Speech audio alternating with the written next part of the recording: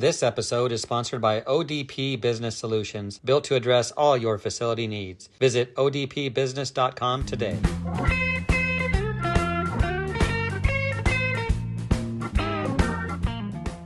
If you've ever wondered whether sustainability is just a feel-good hashtag or a real business edge, this episode of Straight Talk is for you. Today's focus, turning sustainability from that hashtag thought into something real and measurable, impactful. And to do that, I'm pleased to welcome a guest who knows everything about sustainability, Steve Ashkin. He's my go-to expert when it comes to what's going on in the world of sustainability, green cleaning, and all those things that we need to focus more on. Steve, would you agree we need to focus more on this? Absolutely. I think it's smart business and the world's changing and getting more competitive and more challenges. And this is certainly one of the ways to help members of our industry to succeed. Absolutely. And thank you for joining me today to talk about this. Before we get into our program, I do want to mention a couple of things. Steve does work with the ISSA Sustainability Committee, and we'll put a link in the video description for those folks to learn more about that. I know, Steve, you're always looking for good people to help with that cause. And we have an article that goes along with today's topic that's in the video description as well, or you may be watching this program inside that article, but be sure to read it because Steve did a great job on paper about this topic. Now we're going to get his words in person. So, Steve, are you ready? I am indeed. All right. Let's address what could be a misconception to start us off. Can you explain how sustainability in the cleaning industry is different from green cleaning? First of all, thank you for asking that question. One of the biggest challenges, and this whole article is written about hashtags and marketing stuff and eliminating greenwashing and sustainability washing. So we have to begin at the beginning, which is clearly define what it is we're talking about. And Jeff, as you know, I've been working on green cleaning issues for over 3 decades now. And, it's gone from something that was clearly just a small niche that most people didn't care about, people making all kinds of claims, everything was green or whatever color they wanted to call it. They were creating their own logos and check marks and, marketing nonsense and selling whatever they could, which obviously is, what we're in business for. But then over the years, we really started understanding that, green was really about protecting occupant health and reducing the impacts from the products that and services that we used. As the modern workplace evolves, organizations must evolve as well. They need a partner that understands this new world of work. We are that partner. We are ODP Business Solutions, formerly Office Depot Business Solutions Division. More than just office supplies, ODP is a force for change, helping address technology transformation, sustainability, innovative workspace design, cleaning, break room, and more, making organizations everywhere say, oh, when they see how much more we can do. ODP Business Solutions. And today, a substantial part of our industry uses green cleaning products and practices. And as there became more competition, we realized we needed to clarify the claims that companies were making. And that resulted in programs like EPA Safer Choice or Green Seal or FSC or all these other things that I'm sure the listeners are very familiar with today, which were designed really to keep people from cheating, right? So purchasers would know what's meaningful, what's relevant. And also, and perhaps most important, is so that purchasers could buy with confidence, right? So today, the same thing is true with sustainability. And sustainability is not just another hashtag, and it's not just another marketing claim or something we put on our website saying how much we love butterflies and babies and puppy dogs, but really is a business approach to really look at risk minimization, transparency, and other business strategies. Anyway, for those listening in, the short of this is green is about the product and services. It addresses a limited number of attributes that we're concerned about. Sustainability is about the organization that makes those products or provides those services or owns the buildings. It's about the organization. So it's not just about the product, it's a much bigger lens. And we typically think about it in three big buckets: your impacts on the environment, your impacts socially on people, and our governance, which is how we run the organization's legality stuff and what have you. And the takeaway, Jeff, for everyone listening is today we have lots of green products and they're authentic third-party certified products. We have lots of great products. But in the sustainability movement, what we want to do is to buy those green products and services from good companies. Because even companies that use child labor or are violating laws by dumping their waste into open waterways or paying bribes and all these terrible ways of conducting business, these companies can also make a good product. So, sustainability is how do we become transparent about what the organization's doing so that we can make more informed decisions about who we want to do business with and reward good companies that are really legitimately trying to do the right thing. Well said, Steve. I like it.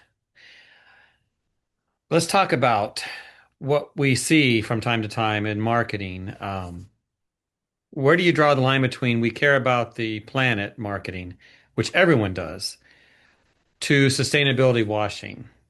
Talk about that, and then we'll get into some metric conversation. Well, actually, Jeff, you already sort of jumped the gun a little bit because it really does down to being able to document your claims. Okay. Just like when a company sells recycled toilet paper, we would expect them to verify that there really is recycled content in that toilet paper. And if they're making claims that it's post-consumer recycled content, not post-industrial, that they can actually validate their claims. The same is true with chemicals or equipment or any other claims they're making. So when it comes to sustainability, washing, and what have you, companies need to simply avoid that by actually having data to back up their claims. And ideally, the data is third party verified so that we know it is accurate and complete. So talk about that. What does that mean? Like, what forms of third-party validations are you talking about? Are we talking about audits? Ultimately, it's going to be an audit, but I do want all the listeners to understand that you don't have to start there. Right? I mean, that's like, the pro level.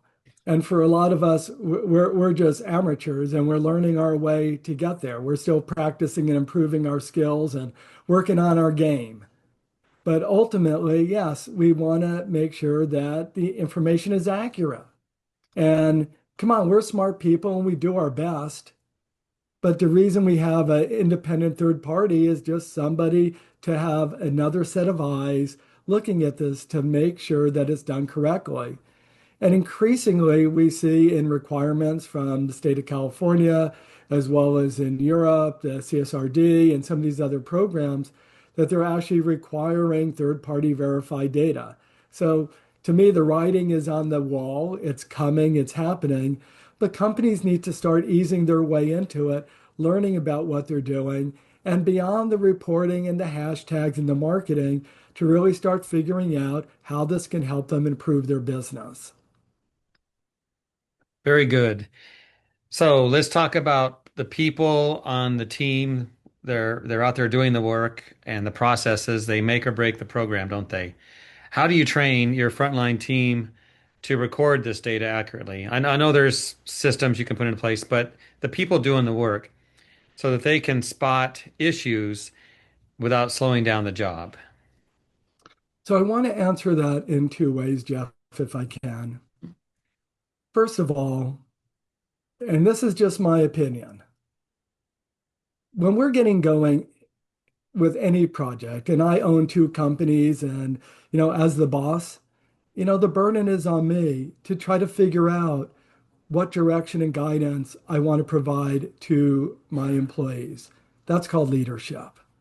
So before we even start worrying about what we want our frontline workers doing, we need to get our own acts together and understand at senior levels that this is important information, and at senior levels to really start thinking about what the organization's doing, how they want to collect the data, how they want to think about the information, how they want to make it work. Because if you just start with the frontline workers and we can tell them, make sure you turn the lights off after you leave the building. Make sure you only clean with cold water. I mean, we should do all of that. But there's bigger issues because sustainability is about how the organization itself functions.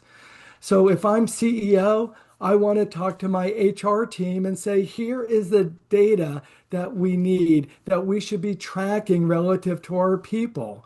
We want to track things like tenure, pay, benefits, these kind of detail. Are we retaining people? Are we doing training programs for them? This is really not a question for the frontline workers. This is the question the CEO should be tasking the HR department with doing, right? The CEO should be tasking the accounts payable people and the operations people to be looking at energy consumption, water consumption, purchasing related stuff. Are they buying green products? All of these things. But they're at the senior level to really start getting the arms around what's going on at the organizational level. So again, Jeff, I'm not sure that's exactly how you wanted me to answer it because it's so easy just to bash our frontline workers. They got to do more. But you know what? I think the senior people got to do more. And it's not that complicated. But ladies and gentlemen, that's what leadership is all about. And that's the burden and responsibility of leadership. And it is not that hard, and it is incredibly important and will become more so for more and more of our customers going forward. My last point I want to dig into before we wrap up, you tie sustainability work, efforts, everything that goes on to money at times, right? Absolutely. Okay. For those watching the program, such as building service contractors, those who have something to sell, manufacturers, whatever it might be, give us a little bit of your playbook for turning the data that proves they're doing what they should do into the deals. In other words, if they're going to do a competitive bid, what should be in that competitive bid that tells those that they're submitting to this company knows sustainability? So I think the reality, Jeff, is we have to really understand that different customers want different things. And I'm going to put them into two big buckets. One bucket is customers who only care about one thing, which is cost. They don't care if you're hiring child labor. They don't care if you're hiring undocumented laborers. They don't care if you're paying cash under the table. They don't care about anything. They don't care if you have insurance for your workers. They don't care. All they want to know is how cheaply can you meet the minimum requirements of their bid. Dealing with those customers is, from a sustainability perspective, I don't know if they really care. And they're probably ones that are happy with a hashtag where you can just tell them that you love babies and puppy dogs and butterflies, and they're good with that. Because other than that, they think it's going to cost them money. On the other hand, there are other customers who are not solely transactional, who actually understand that if you hire a crummy contractor and you have to replace them every year, or you're always having to call them up and yell at them because there's no toilet paper in the bathroom, or because they're not cleaning the carpets properly, because their workers aren't trained, et cetera, or because the workers quit, because the workers really don't like their employer. They can get a better job, working at a fast food joint and it comes with a hamburger at lunch. So, so for customers who actually care, who actually makes a difference, we want to help them from a financial perspective, or from you from a financial perspective, in two ways. One is to show leadership. So how do you grow the top line, right? How do you identify customers who actually care about these issues, the type of customers, the geography of these customers, because a lot of states now in the US, a lot of places around the globe, there is sustainability reporting requirements for the client. So if you're dealing with one of those clients and you can help them with their sustainability reporting, that can help you gain clients. Then there's the bottom line. The first thing in any sustainability initiative is efficiency. How do we identify areas that we can operate more efficiently? Whether it's how we transport our workers to the job site, how we think about hours, how we think about the time of the day that they're working, right? So you can turn lights off or not have lights on if you're doing day cleaning and stuff like that. How do we really find ways to drive more efficiencies? How do we buy equipment that will last longer so we can amortize the costs over longer periods of time? How do we find ways to reduce chemical consumption, to reduce paper consumption, to clean, to have to strip floors less frequently, right? How to use larger pieces of equipment, or I should say the right size equipment or other materials. So there's lots of ways for us to tease out the details, but I think it all begins with understanding what customers want and to help them both from a top line and from a bottom line perspective and let them know that you're going to be around for a while, which in itself is extraordinarily valuable for a lot of customers, and that you can also help them reduce risk if there are issues that arrive, that you're the company that has thought these things out and will protect your clients' interests. I like it. You should start a company. I think I may do that. Yeah, maybe set the example. Maybe we should go into business. What do you Okay. think? I need more to do, Steve. I need more to Oh, do. me too. All right, to wrap up, did we miss anything that you wanted to say? Any final words of advice for the industry? I do have some. Thank you, Jeff.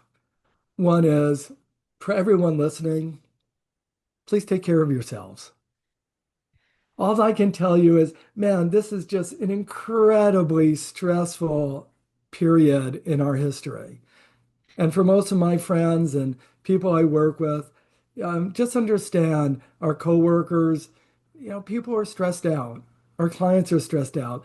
So please take care of yourself and make sure you're breathing a little bit, right? And eat well and get plenty of rest and try to avoid bad habits. And I'm sorry, this is the dad in me coming out, but it is part of the sustainability, sort of that caring about our people and about others.